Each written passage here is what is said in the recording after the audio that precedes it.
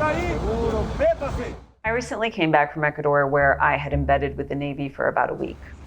Many people say Ecuador is now the world's cocaine superhighway. Ecuador is not a producer in any major way of cocaine. The majority of cocaine that transits through Ecuador is from Colombia, and then secondary to that is Peru. This cocaine goes through Ecuador and it heads to the US and Europe and elsewhere. It's a bit of a prisoner of its own success. Various governments have done really good jobs of trying to create great infrastructure systems. I mean, it is a busy coast. It is cargo ships coming and going all the time, every single day. And that is a great place to store and smuggle cocaine.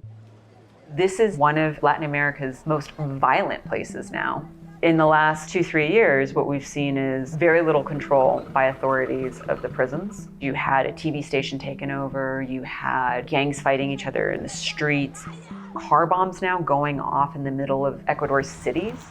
It feels like people are hostages to the situation.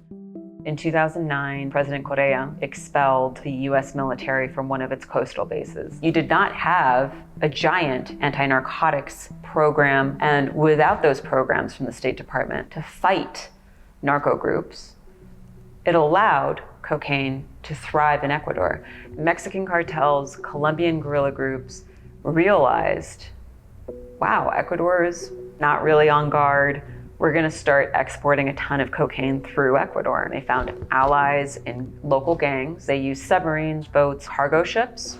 The Navy feels like they need a lot more resources. They need a lot more money. They need more equipment, and they need more forces. They are trying to scale up as quickly as possible, but the narco groups are also scaling up.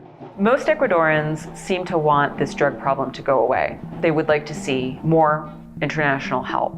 However, many Latin American countries see the United States as a meddling force. And so while they want more international help, they are very reluctant to allow US forces into the country.